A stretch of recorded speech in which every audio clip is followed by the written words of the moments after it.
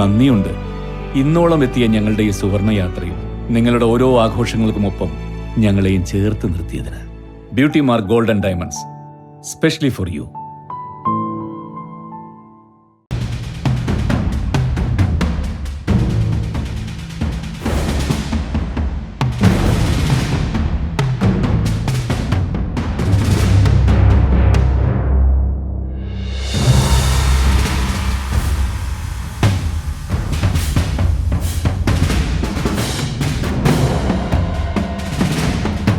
കൊണ്ടോട്ടി ഐക്കരപ്പടി പേങ്ങാട് ഭാഗത്തെ വാടക വീട്ടിൽ നിന്ന് 50 കിലോയിലേറെ കഞ്ചാവ് പോലീസ് പിടികൂടി.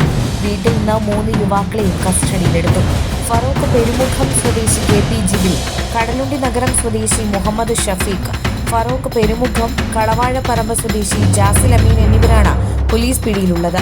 കൂടുതൽ അന്വേഷണം നടക്കേണ്ടതുണ്ടെന്നും അന്വേഷണം തുടരുകയാണെന്നും പോലീസ് പറഞ്ഞു.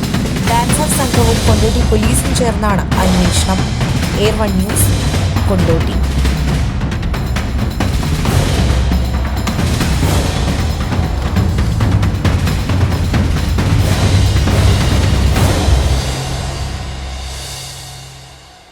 സാധാരണക്കാരുടെ കുടുംബ വസ്ത്രാലയം ഷാദി സിൽക്സ്.